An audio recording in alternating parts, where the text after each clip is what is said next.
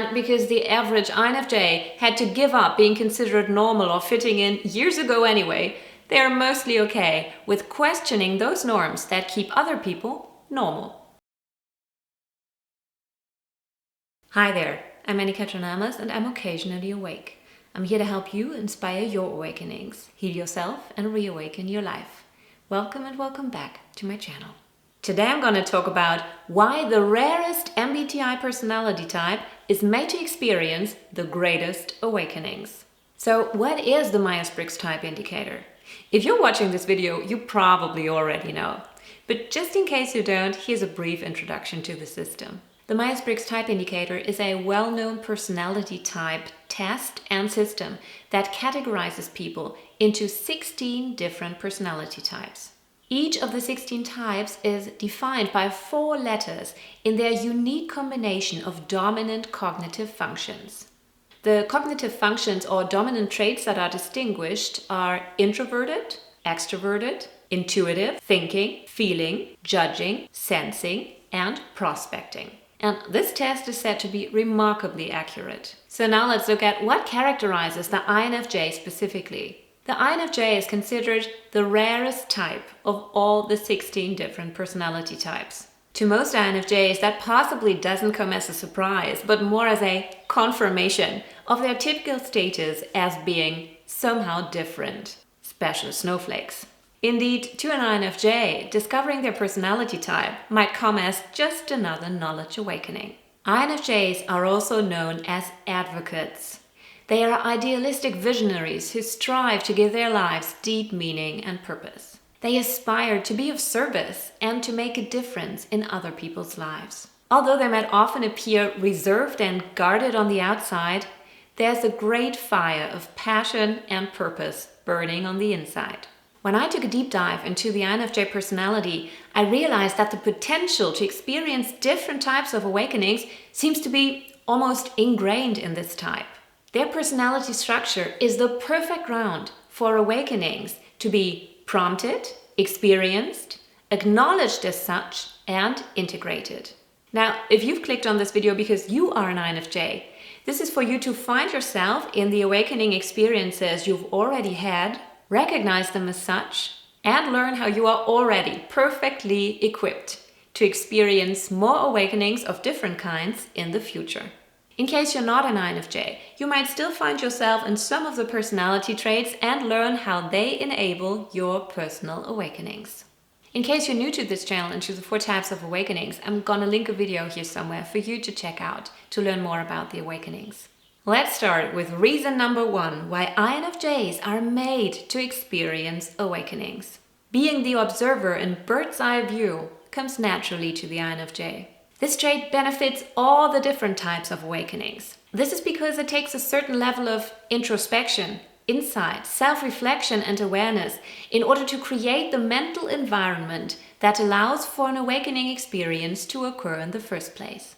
Number 2, INFJs think in nets and systems, not in linear pathways. This makes it easy to look beyond the proclaimed truth and objectivity of discourses, power dynamics, social standards and hierarchies, and this might be just a spark away from the INFJ's next awakening to the matrix.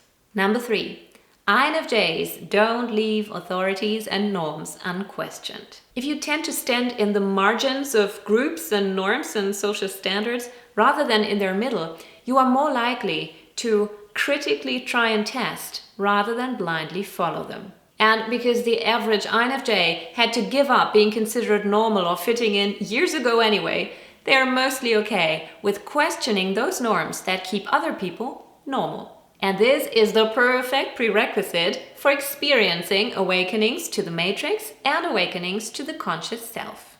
Now, here's the thing, experience does not equal integration. However, the INFJ is also built to integrate their awakening experiences into their everyday lives and living environments. As social chameleons on the outside, with strong values and a thoughtful mind to back their complex worldview on the inside, they are often willing to be considered the black sheep.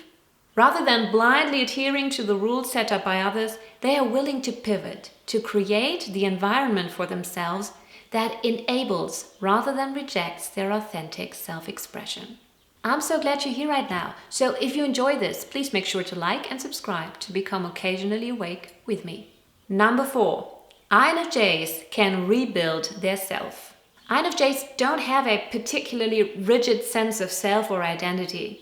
This is why they are okay with questioning their own ego and identity configuration. If they are prompted to reevaluate their configuration or perception on the grounds of an impulse that appears logical to their system, they will do so. And this is what enables aha moments to the ego self to gain traction and to evolve into full-blown awakenings for INFJs. And these awakenings to the ego self can be a powerful way to level up, to shift identity, to grow beyond the current version of self. Number 5. When the INFJ finally anchors themselves in the present, it can be mind-blowing. INFJs tend to struggle with boundaries and can become fluid systems that absorb other people's energy. From that space, the centering of the self can become a shift that is particularly strong and recognizable in INFJs. Once the INFJ comes out of space and descends from their thought castle in the clouds, once they are present in the now, they're going to immerse themselves in that experience big time. And that is the perfect ground for experiencing awakenings to now experience. The rarest type of awakenings. But well, the INFJ is the rarest personality type, so that perfectly fits. Little disclaimer, I personally do not label the feeling of being present in the moment as any form of awakening. No, it's not that easy. What I mean by awakening to now experience is a state of presence in the now that dissolves time and space as well as the ego identity. It is a state of pure peace and bliss and absence of intention or relational reference. Reason number 6 why INFJs are made to experience awakenings. INFJs are idealistic and focused on the future. INFJs are willing not only to question their status quo, but also to engage in the integration process that might require them to leave their comfort zone for the unknown, to move into unknown territory. And with their focus on the horizon, they can make that jump, trusting that it will be worth the risk. Number 7, INFJs are already intuitive. So waking up to the existence of the conscious self might be a rather smooth and organic process for the typical INFJ that might have been initiated early in life. However, since one awakening doesn't last for most people and doesn't universally extend to all the subtleties that we can awaken to, there are still many different awakenings to the conscious self to be experienced even for INFJs, with more and more perspectives, magic and synchronicities to be discovered. Number 8. INFJs love to talk about what they're passionate about. As empathic and compassionate people, they're so eager to spread the word once an awakening has transformed their own lives. They might see friends and family struggle with their processes and paths and feel inspired to reveal that gem that they have discovered themselves and share it with the people around them. This has the potential to create a ripple effect as they pass on the creative impulse they received to other people for them to process as a potential awakening for themselves. Little side note here, I said potential awakening because I do not mean to imply that having an awakening and then telling another person about the awakening is going to prompt an awakening in the other person. That might theoretically very well work. However, it's going to be the exception rather than the rule. However, we can receive a lot of important information and knowledge and wisdom without having a full-blown awakening experience, and it can still be absolutely beneficial.